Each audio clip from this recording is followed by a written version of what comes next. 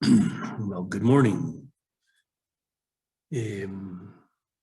Continuing the conversation related to the principles and practices of a new earth, conscious living, and speaking last time about generosity, giving our highest creative gift. This is the single most important thing to think about as far as our function, that we're being used by the creative source as a conduit through which our creative contribution can be given.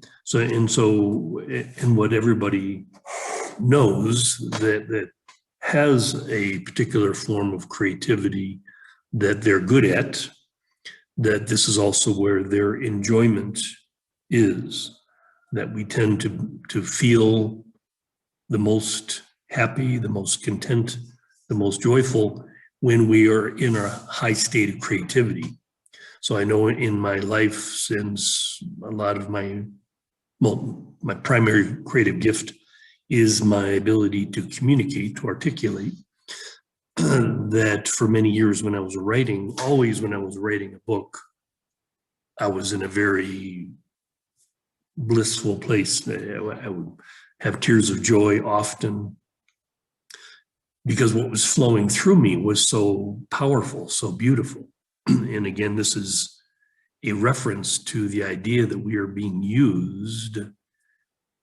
Okay, so that this force, this power, is so incredibly beautiful that as we feel it flowing through us, this creative power, as it flows through us, we are lifted up on angels' wings. We are in a very lofty place. And so again, with great practice in our experience, what seems extraordinary at one point becomes quite ordinary. Today, I don't, have the tears of joy. I mean, I feel that same beauty, that same power flowing through me now as I speak with you, but it doesn't shake me to my roots the way it used to. I can remember having these downloads of information. I remember one time, in fact, doing, mostly I was always doing manual labor. I was painting someone's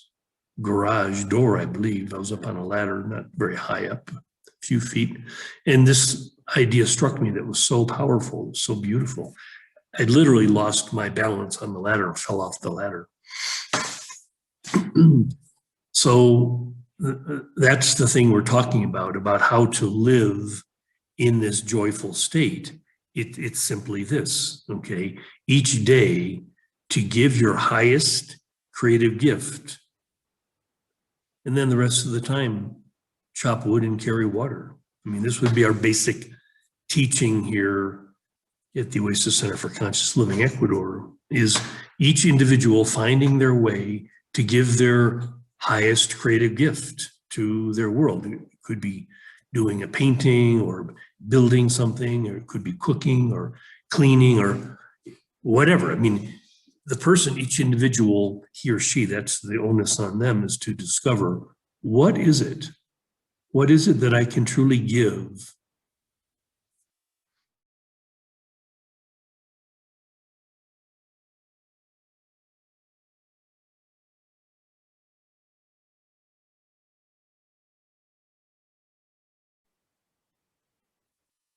And in doing so, have that incredibly grateful feeling, grateful for the opportunity to contribute, to give, to participate.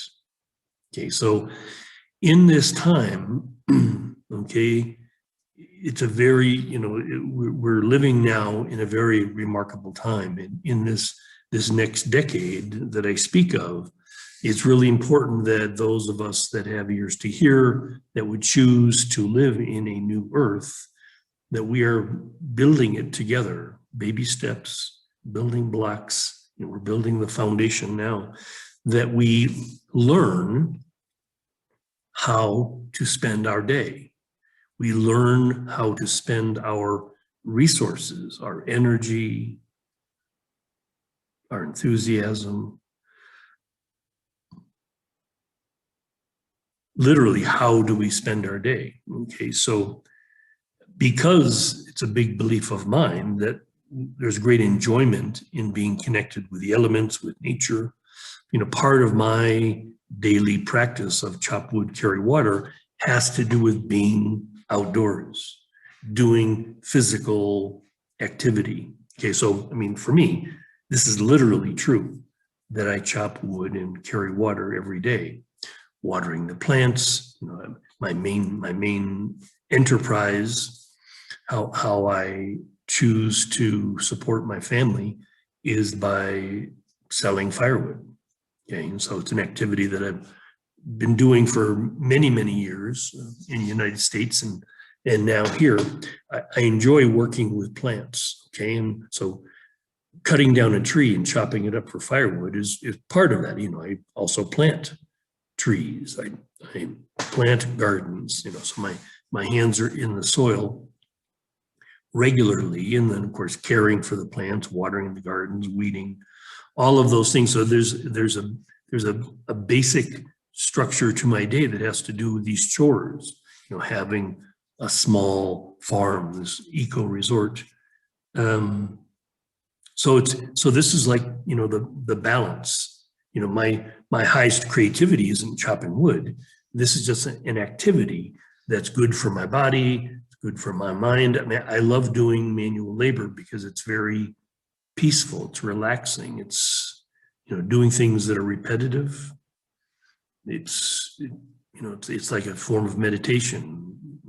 Chopping wood is like chanting a mantra. There's just something very powerful about also participating in that which brings us life, that which feeds us, that which takes care of our planet. So there's again, this balance of the sacred and the profane, this whole thing that I've spoken about, the Taoist principle, the one within the one, this duality. So to find this balance in our day and have a day be this entity, okay, that's incredibly complete, right?